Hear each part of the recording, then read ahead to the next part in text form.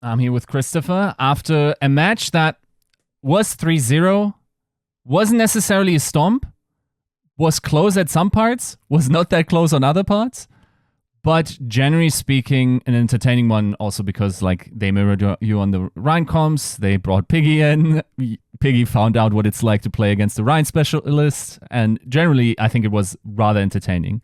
From your point of view, what did it feel like?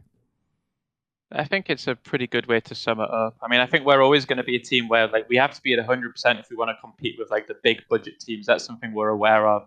And anytime we slip a little bit in terms of our focus or our performance, I think things start to look a little bit like dominant. And I think that's what happened. You know, like one round of Ilios is a stomp, one round is really competitive where we should win.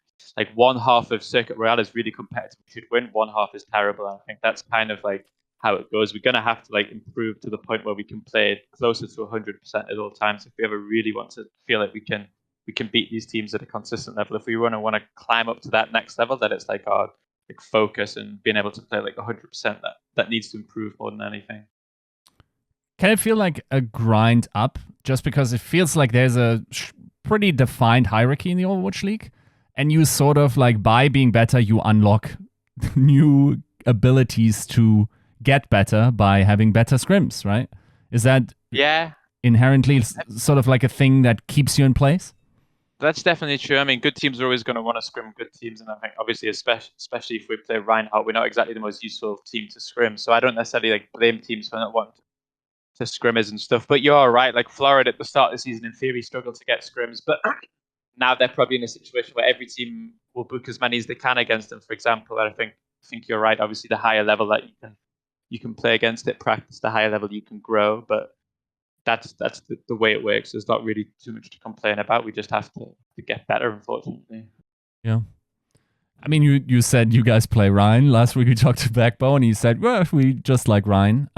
Was it important for you that you found like a color, as Koreans usually say, in terms of like a unique strategy in order to, you know, have a little bit of a curveball? Well, I think it's better to do that than to just follow what everybody else does. I mean, I also really genuinely believe that our comp is a lot stronger than people give it credit for. I think people disregard it, but I think if you actually play it, I think this map pool that we're in right now, I think the comp is more reasonable than people assume. I'm not saying that it's better, but I don't think it's a troll like cheese pick either. I think there was really a lot of maps where this comp is genuinely viable. And I think if a team like Dallas, instead of having like a god like Winston Genji play when they set them out, if they were a god Ryan May team, we might find ourselves in a situation where a lot more teams are playing Ryan. Again, I'm not trying to lie and tell you that it's the best comp in the world in every situation, but I also don't think it's unreasonable in a lot of the control hybrid maps. Even push, I think it's pretty reasonable, to be honest with you. So it's like, I don't know. Like, I'm not here to necessarily like, I don't know if we can swear. I always ask this question when I do an interview. But I'm not here to like, to like trash on other teams. But to me, I think the way like our idea and kind of just playing like a good comp which we feel is good makes more sense than other teams who just watch other teams scrim and just say, oh, let's play that comp, let's play that comp. To me, that doesn't make sense unless you have like on Fusion in season 3 we could do that because we probably have like the best mechanical team in the league. But if you're not at that level, then just playing the best heroes, I don't know, ask any player, they're going to feel more comfortable on a hero that they're comfortable on rather than one which is meta. Do you know what I mean? That has to be the way. That has to be the way forward, I think, really. For sure. Now, how in theory does like Ryan, for instance, Ryan Maycombs play into Doom? Like, what's the theory by which you ideally win those matches? I think in Overwatch 1, teams would play to like speed in and try and catch kills, but I think the way we play it is a little bit more slow. We kind of set up a brick wall. Our Reinhardt is able to control a lot of space. And the idea is when they come in, we can try and get kills onto heroes. Like in theory, Genji or Doomfist or Winston don't have good matchups individually and one-on-ones against like May and Reinhardt, and for example, and we can actually absorb dives quite well with our comp. So at least that's like some of the idea behind it, I would say. Like it's definitely different to how Ryan comp worked on Overwatch 1 for sure. We have like our own. I mean, that's the thing with us. Like we've spent so long playing this comp now that we've actually developed. Like we can actually say we have a style. You know, we know how to play in each situation. We have like a structure in terms of plans and ults, and like holds and retakes for each map and stuff like that. We can at least say that we have like a core structure. And obviously, it's easy. Like it's not great to say it after an 0-3 loss, but I think there is like foundations here which we're quite pleased with. I think even some of the teams who are better than us don't necessarily have the same level of like structure behind their comps, because they have to change it every week and they have to do this and they have to do that. Whereas we can say, like, if I take any of my players and I say, how do we play Midtown second point? They all know exactly how to play, exactly how to do this, exactly how to do that. So we've invested more time into it. Like, we have a unique play style. We play the comp our way. We don't just like play the comp, if that makes any sense. Right. It also just feels like the amount of fights you would take, and I'm not sure if you would say that it's ideal, but I remember, for instance, on Iconwall D, I think you guys had like 4.5 fights. Like, you lose first fight on A, you lose the second fight on B, which is a long dragged out one, and you actually don't get to contest until they push it in.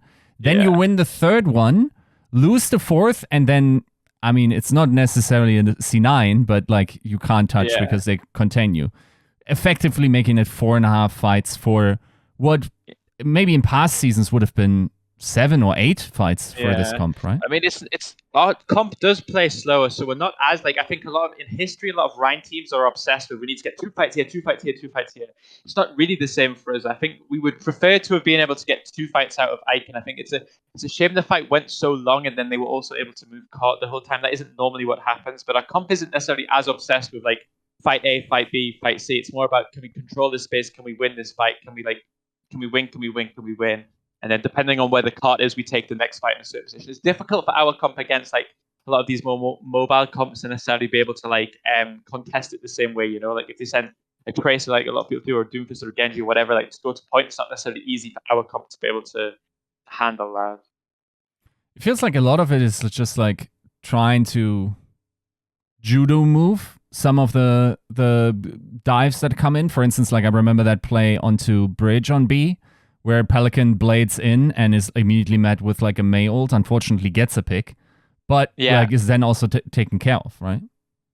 A huge, I guess, I don't know, I shouldn't talk too much about the strategy because we watch, but a huge identity of the comp where it's reasonable is to absorb the dives in ways that like maybe like a Lucio Ana. It's like very difficult to deal with dives in this meta, I think. Just the nature of not having like the off tank effectively makes it really difficult. So that's what we think that we can do a little bit better, is like put up a brick wall in front of them, make them come into it, and if we react on the right level, like mechanically and stuff, then we have a chance to win. That's how it looks when we can. Right. Now, I imagine preparation for this match was probably a little bit difficult because we know Dante had the tweet that he had COVID. And therefore, there was probably a question mark if they're playing.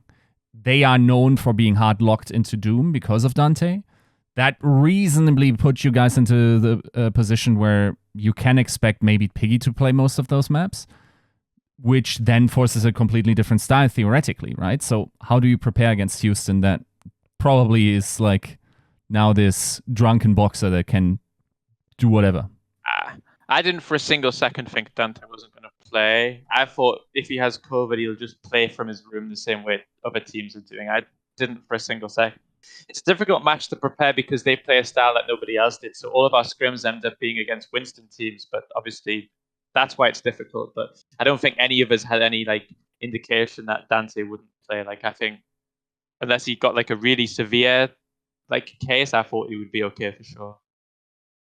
Is it then unfortunate? Last week we talked, Backbone talked about you guys being blocked by Atlanta. Atlanta is the only other team that consistently plays Doom in NA.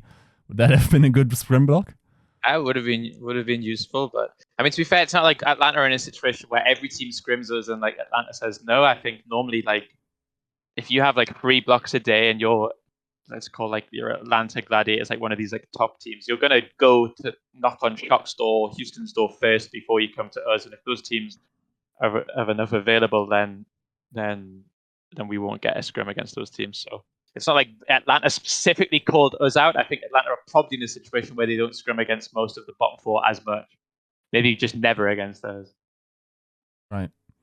Now, on map 3, it feels like Is your comp just like something that a bunch of teams will play? Because, okay, like we saw last week or 2 weeks ago, Florida play the comp for very different reasons.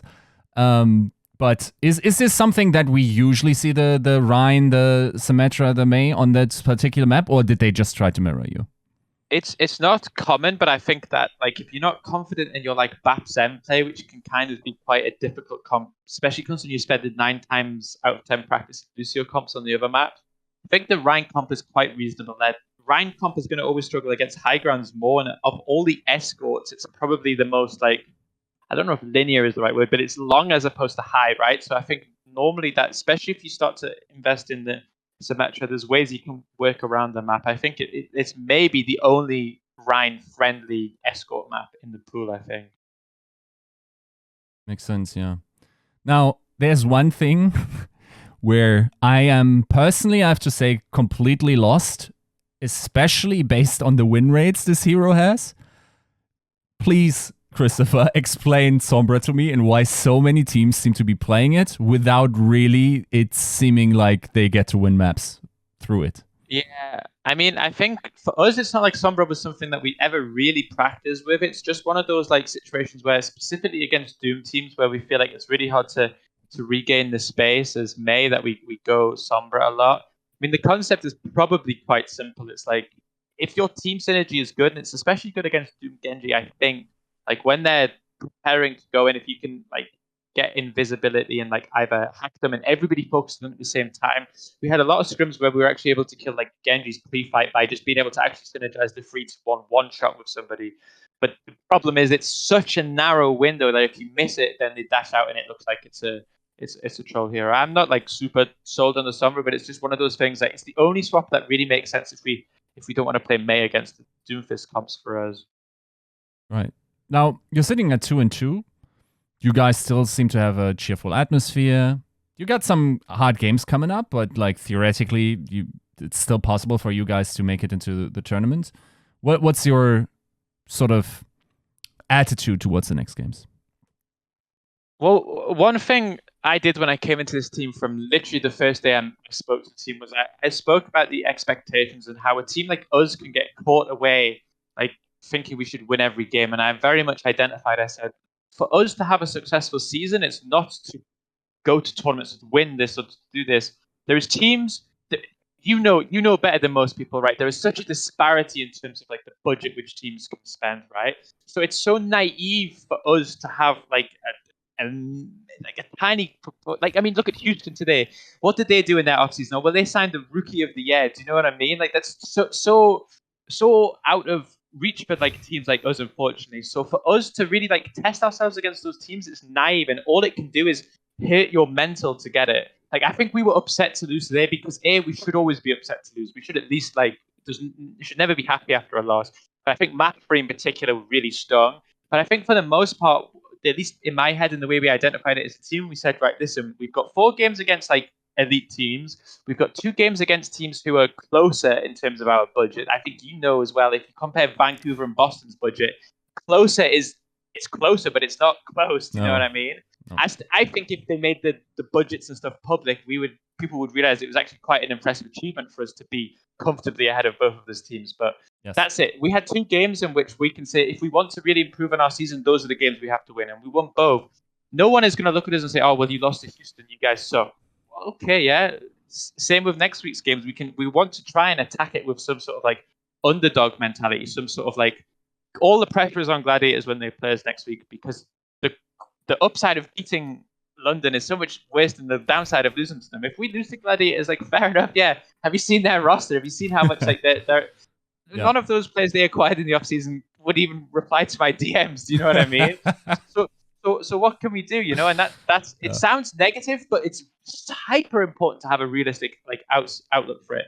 So I think most people have it like where there's like the top 8 teams and then the bottom 5 teams, and I think that's maybe reasonable. So for us to say we're in a situation where we feel like we are the best of the 5 teams compared to where we were last season, we can be pretty happy. Like, okay, we would have loved to have beat Chalk and we would have loved to beat Houston, but if we're realistic with it, we've done as good as anyone could reasonably expect. Every team put us last in their power rankings, right? You included.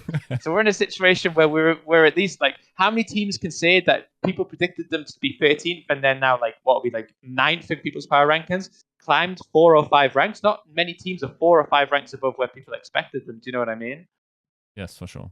And some of it is, of course, maybe a little bit due to the easier strength of schedule in the start, but certainly, right, But I'll say, to be honest, if we played against Paris or New York, I would back us to win those games too. I mean, we'll Right. find out because we will play them. But I think that, okay, yeah, you can argue, but you can only beat what's in front of you, and loads True. of the teams around us haven't beat what's in front of them.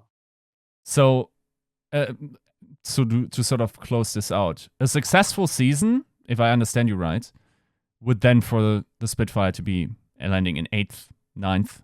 Is that the goal? 8th would be playoffs. That would be an unbelievable success for us, given what we've already spoke about. Mm-hmm. I think, I don't know, 9th is where we are right now, and obviously I look at this team and I look at how we've been playing in scrims, and I actually think we can push to the next level. I really don't think. I know today was 0-3, but I think you saw glimpses of how we can actually make it close against these better teams for sure. And especially as these teams above start to blow up, which they always do, as long as we keep ourselves together, then there's a chance to leap into that top 8 for sure. But the way I look at it, to be honest with you, is like it's the same. I mean, I always talk about football with you, but it's always the same thing. Like, it's very unrealistic to take a team and to build within 1 year to a success. It's a project, right? So what we have to do above anything else, above where we need to finish in the league here, what we need to do is be able to at least have like respect around our franchise. Obviously, I want in the off season, if I want to go talk to this player or this player or this player, I want them to at least not. I'm not playing for London. Are you joking? I want them to think about them. Oh, it's actually not a bad team. I've heard good things. I think that they look after their players. They've got a good structure. They were pretty good last year. That's what I want. And then we can slowly build. So maybe it becomes a 2 or a 3 year project to get us up to competing against those like bigger budget teams. I think it's naive to necessarily say this year, London comes in, or at least they're on low ping now. They should be like qualifying for tournaments because, like I've said, like there's still such a resource gap, Right. Now, in the sense of being respectful with your time, we wish you the best of luck in the future preparations with that long-term goal. And thank you for the interview. Thank you.